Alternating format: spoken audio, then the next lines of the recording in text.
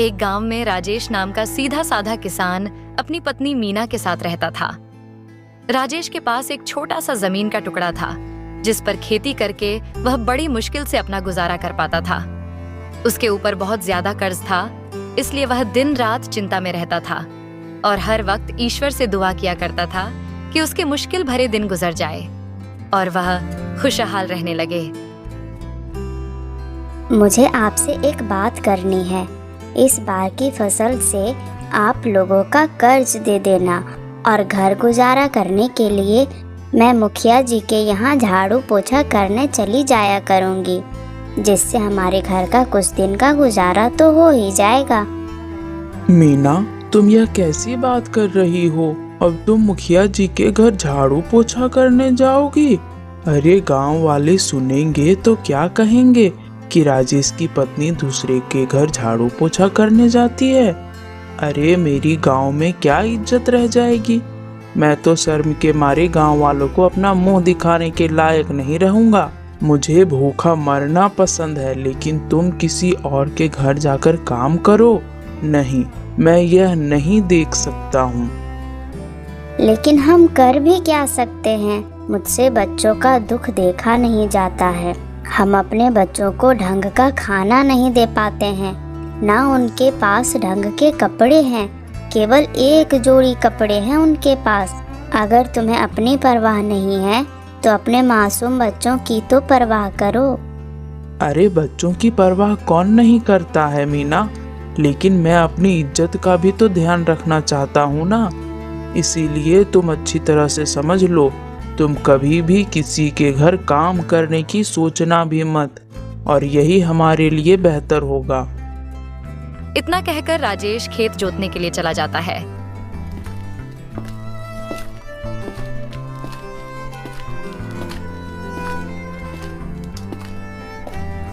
ईश्वर का करिश्मा ऐसा हुआ कि जब वह खेत पर पहुंचा तो उसे एक साधु मिले।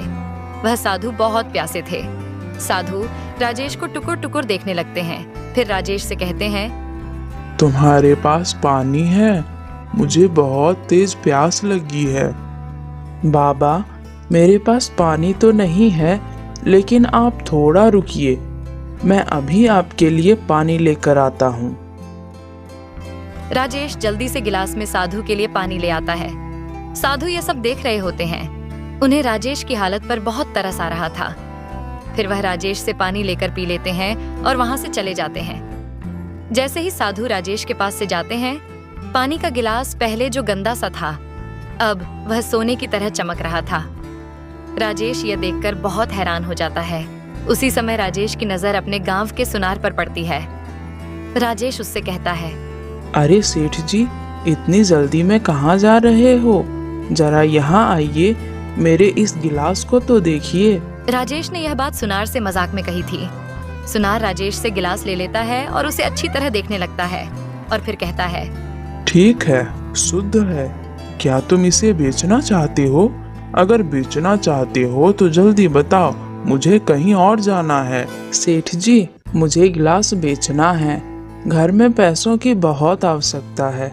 इस बार फसल भी कुछ ज्यादा अच्छी नहीं हुई है।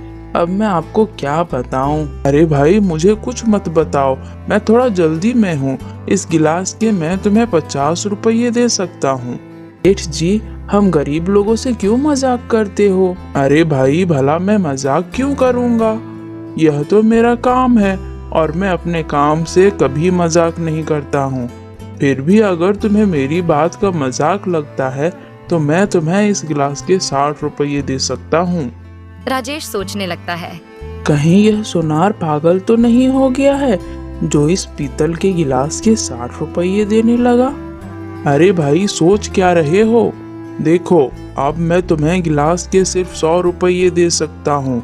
इससे ज्यादा 1 रुपया नहीं दे सकता, क्योंकि इस गिलास की कीमत 100 से ज्यादा नहीं है।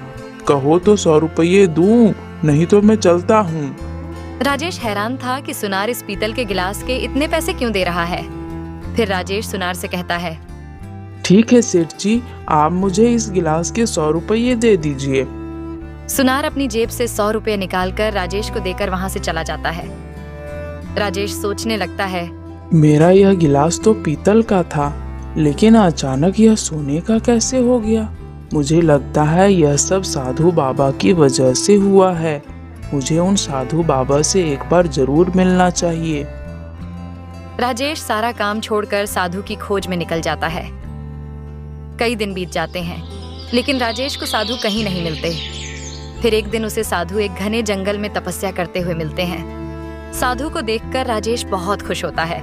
साधु बाबा, मुझ पर कृपा कीजिए। मैं बहुत गरीब हूँ। इस समय मैं बहुत मुसीबतों से गुजर रहा हूँ।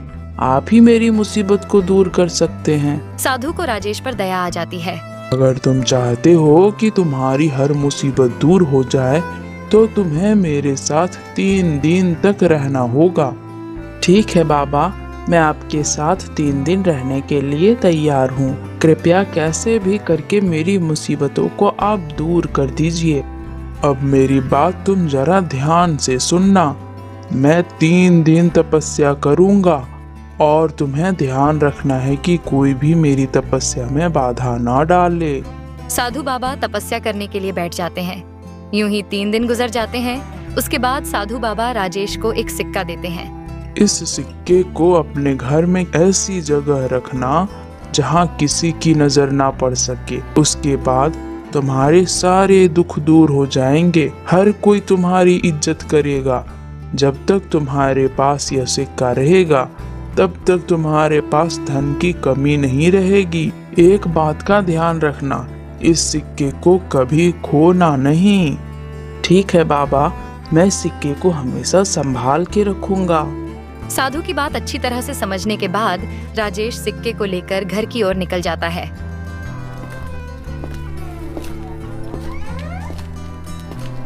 थोड़ी दूर चलने के बाद राजेश को अपना पुराना दोस्त सुरेश मिलता है। राजेश सोचने लगता है, क्यों ना मैं इस सिक्के को कमलेश को दिखा दूं। क्या पता उसे मालूम हो कि यह सिक्का मेरा कुछ भला कर सकता है कि नहीं। हाँ, एक बार कमलेश से पूछ लेता हूँ। पूछने में जाता ही क्या है। ऐसा सोचकर राजेश ने वो सिक्का कमलेश को दिखाया और फिर उसे साधु की बात बताने लगा। तुम यह बात किसी को बताना मत। तुम मेरे पुराने मित्र हो, बस मैं इसीलिए तुम्हें बता रहा हूँ। राजेश की बात सुनकर कमलेश समझ गया कि इस सिक्के में जरूर कोई शक्ति है। कमलेश सोचता है, मुझे कैसे भी करके इससे यह सिक्का लेना होगा।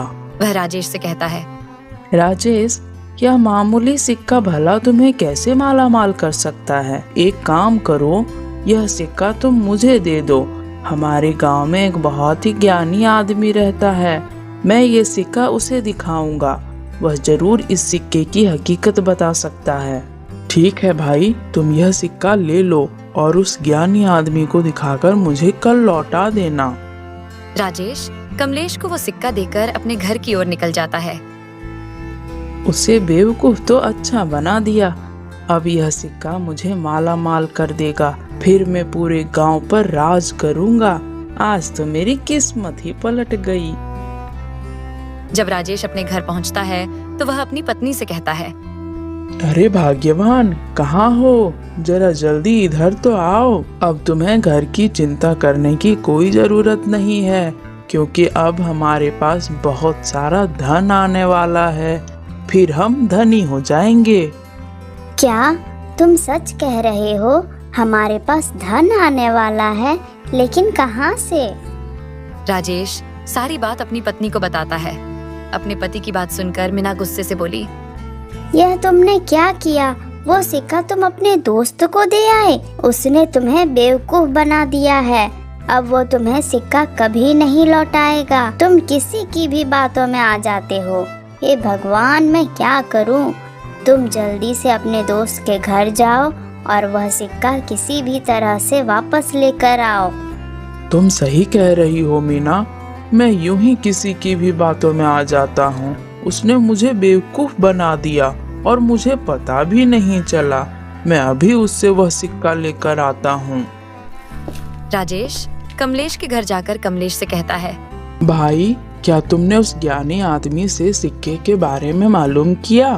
तुम कौन से सिक्के की बात कर रहे हो? मैं कुछ समझ नहीं पा रहा हूँ। अरे भाई, थोड़ी देर पहले जो मैंने आपको सिक्का दिया था, मैं उसी सिक्के के बारे में बात कर रहा हूँ। तुमने मुझसे कहा था कि तुम सिक्के को ज्ञानी बाबा को दिखाओगे। अरे क्या तुम मुझे बेवकूफ समझते हो जो फालतू में मेरा समय बर्बाद कर रहे हो? तुमने मुझे सिक्का कब दिया? फालतू में आ गए बकवास करने, ना जाने कहां कहां से चले आते हैं। कमलेश की बात सुनकर राजेश के होश उड़ जाते हैं। राजेश बहुत चिल्लाता है, लेकिन कमलेश उसकी एक नहीं सुनता। उसे पागल बताकर अपने घर से भगा देता है।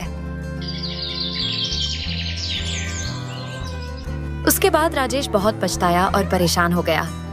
सोच विचार के बाद वह दोबारा साधु बाबा की तलाश में निकल जाता है। कई दिन की तलाश के बाद उसे साधु बाबा मिल जाते हैं। बाबा, मैं लुट गया, बर्बाद हो गया। मैं उस सिक्के की हिफाजत नहीं कर पाया। मैं एक आदमी के बहकावे में आ गया और मैंने वो सिक्का उसे दे दिया, लेकिन अब वो मेरा सिक्का देने से मना कर रहा है। तुम बहुत नादान हो बेटा।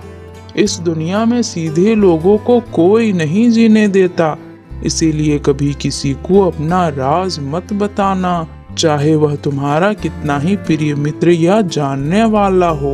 साधु बाबा ने अपनी शक्तियों के जरिए कमलेश को अपने पास बुला लिया और फिर कमलेश से कहा, क्यों रे, तूने सीधे साधे इंसान को क्यों लूटा? यह तुम्हें अपना सच्चा मित्र मानता था, इसीलिए अपना राज तुम्हें बता दिया, और तूने इसके साथ धोखा किया। तुम्हें इसकी सजा जरूर मिलेगी। मैं तुम्हें श्राप देता हूँ। साधु कमलेश को श्राप देने ही वाले होते हैं, लेकिन राजेश साधु को रोक लेता है। बाबा, आप इसको श्राप मत दो। अगर आप इसे श्राप देंगे तो इसके बीवी बच्चे इसकी वजह से परेशानी झेलेंगे बाबा। राजेश की यह बात सुनकर कमलेश बहुत दुखी होता है। कमलेश साधु से अपनी गलती की माफी मांगता है। उसके बाद राजेश को सिक्का दे देता है और वहाँ से चला जाता है। अच्छा साधु बाबा, अब मुझे भी चलना चाहिए। मुझे जाने की आज्ञा दीजिए। साधु राजेश को जाने की आज्ञा दे देते हैं। राजेश अपने घर पहुंचकर अपनी पत्नी से कहता है, मीना, यह देखो, मैं वो सिक्का ले आया। अरे उस बदमाश ने तो मुझे सिक्का देने से साफ साफ मना कर दिया था। फिर मैं साधु बाबा के पास गया, तब कहीं जाकर मुझे यह सिक्का मिला है। तुम जल्दी से इस सिक्के को किसी ऐसी जगह छुपा दो जहाँ किसी की नजर ना पड़े। मीना ऐसा ही करती है। वह सिक्के को ऐसी जगह छुपाती है जहाँ किसी की नजर न पड़े। उसके बाद राजेश 1 महीने में ही अपने गांव का बहुत बड़ा व्यापारी बन जाता है। गांव वाले उसकी बहुत इज्जत करने लगते हैं।